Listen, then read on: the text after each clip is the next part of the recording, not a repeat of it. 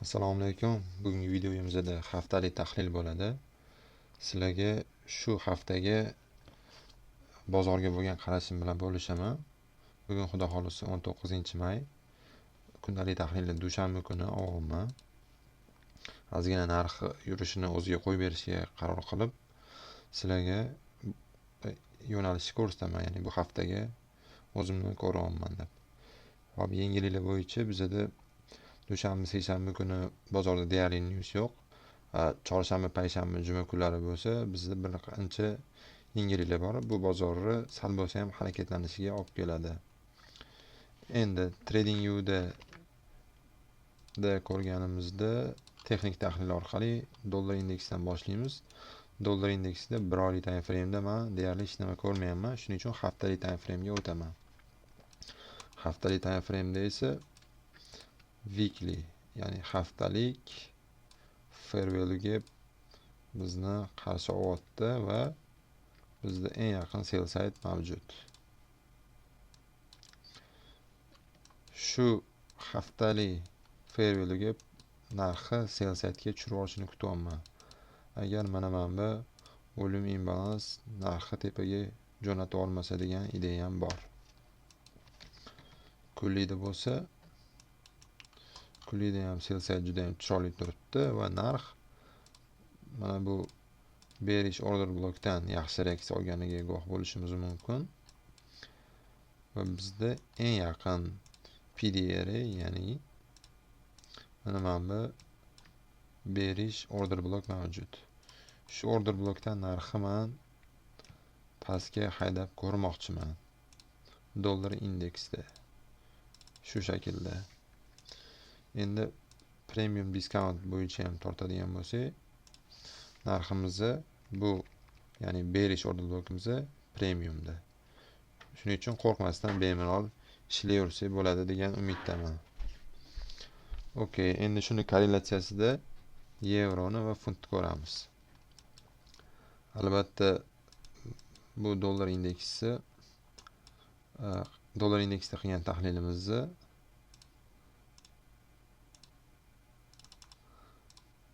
yopiq kanal ochdim. U yopiq kanal albatta bepul.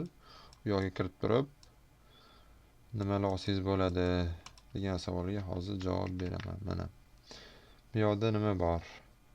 Savol javoblar. Kimdir savol bersa biz javob beramiz. Mana Funding Pipsda bu yoq deb savol yozishibdi. Mana bitta tilla bo'yicha, mana bitta savdo natijalari. Xullas, men qilgan savdolarimni mana bu shaklda dollar indeksi daily bearish OB dan shortga deb men o'zim analizlarim bilan bo'lishaman. Buni fayl qilib tashlasa bo'larmikan hozir? O'chiramiz va dollar indeks daily OB dan shortga deb mana qilib men tashlab qo'yaman o'zimni analizlarim bilan. Agar sizlarga ham shunaqa, biz keyin bu yoqda aytgancha biz jonli savdolar ham qilamiz. Agar kim oranglarda aktivni savdo qilayotganlar bo'lsa, qo'shilishinglarni tavsiya qilaman. Birga jonli savdo qilamiz. Okey, dollar indeksini ko'rdik. Endi shuni korrelyatsiyasida yevroni ko'ramiz. Yevroyimizni ham xuddi dollar indeks bilan bir xil, faqat xuddi shuni teskarisi korrelyatsiya qilib ishlatamiz. Haftalik imbalansdan buy sidegacha ko'ramiz. Agar mana bu volume imbalans ushlamay qolsa, ya'ni men bu volume imbalans ushlab qolishini kutmayapman. Sababi ko'pincha nima bo'ladi o'zi? Narx mana bu shaklda o'sib ketayotgan payt, ya'ni mana bu harakatni ko'pchilik bozor strukturasini sinishi deb oladi va mana bu yoqdan mana bu zonalardan sell ishlashga harakat qilishadi. Lekin bozor nima qiladi ko'pincha? Buy trendda, ya'ni o'suvchi trendda ketayotgan bozor sal bu yoqda mana qilib turib dalishi o'sib ketganiga men ko'p guvoh bo'lganman. Shuning uchun ham man o'suvchi fondaman. Agar short ketib qolsa, sel ketib qolsa nima qilasan degan savolga, man shunchaki sel ketib qolsa, sel ishlamayman. Baribir nima deydi, bay kirayotganda ham tasdiq bilan kiriladi. Va mana bu order blok menga qiziq bo'lyapti yevroda. E'tibor bersanglar, premium discount bo'yicha ham bitta ko'ramiz. Eng oxirgi lowdan eng oxirgi highga tortsak, mana bu order blokimiz discountda, ya'ni skidkada. Biz skidkada nima qilamiz? Sotib olamiz. Eng yaqin buy sidegacha. Mana bundoq qilib ideyani berib qo'yamiz guruhdagilarga. Buni nima deymiz? Euro daily OB dan tasdiq bilan deb qo'yamiz. Hop, endi yevroni ko'rdik, dollar indeksi ko'rdik. Va bu yoqqa men o'zimga budilnik qo'yib qo'yaman. Ya'ni narx shu yoqqa kelganda men kichkina time frame'da tasdiq qilib ko'raman. Xudo xolis. Dollar indeksi ko'rdik. Endi men yaxshi ko'rgan para funt. Funtni men juda yaxshi ko'raman, chunki funt nima deydi? Volatilность katta-da, qanaqadir tez yuradi, menga yoqadi. Tillaga o'xshab ketadi. Yevroga o'xshab yurakni siqib olmaydi. Mana haftalik fairwell gapdan reaksiya oldi funt ham. Va bu yerda haftalik order blok ham bor. Bu yoqqa narx keladimi yo'qmi hozir ko'ramiz. Bu order blok 1.33 ming zonasida ekan. 1.33 ming zonasida как раз e'tibor beringlar mana.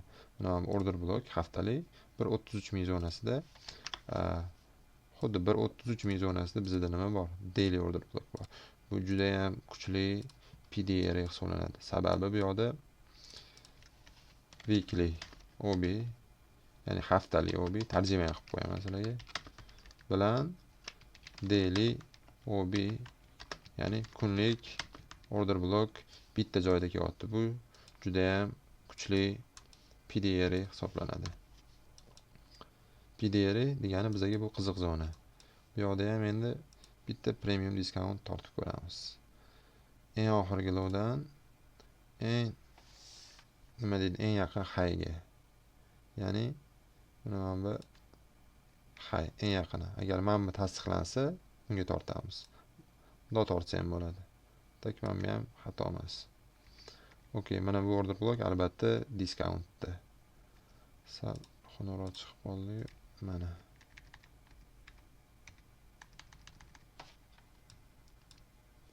Va funt ham mana shu weekly OB bilan daily OB bitta zonada joylashib qolgan.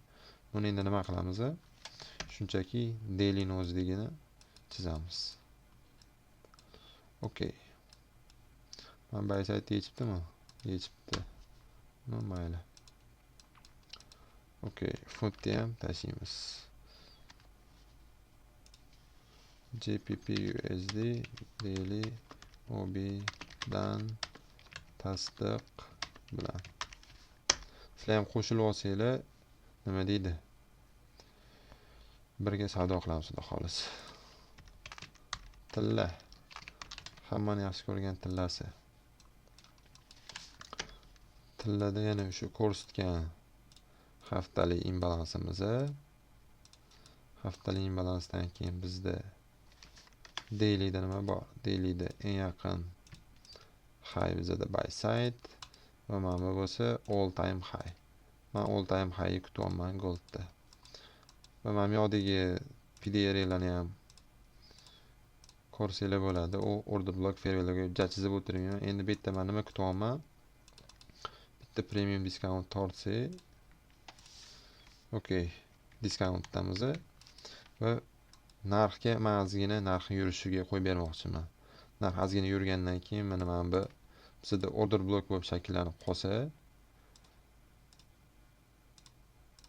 va mana shu order blok narx bunday tepada yopilsa, bundan keyin men shaklda ishlamoqchiman. Narx mana bunday bo'lib o'suvchi bo'lib yopilsa, keyin ishlasa bo'ladi. Shunaqa gap. buni ham bundoq qilib hop gold daily bullish obi shakllanishini kutib tasdiq bilan kirsa bo'ladi deb qo'yaman. Mana shunaqa gaplar. Bugungi haftaga tahlillarimiz hozircha shu. Savdo qilayotganda shoshmasdan ehtiyot bo'lib savdo qilinglar. Bir haftaga bitta ikkita yaxshi savdo sizni foydaga chiqishingizga yetarli. Keyingi videolarda sizlarni kutib qolaman. Yopiq kanalga ulanish uchun pastda silka qoldirdim. Shu orqali kiringlar, joliy savdo qilamiz. Kanal hozircha bepul. Nima deydi? Bepulligida foydalanib olinglar. Keyin pulli bo'lgandan keyin xudo xohlasa pulliga ham qo'shilasizlar degan umiddaman. Ko'rishamiz o'rtoqlar.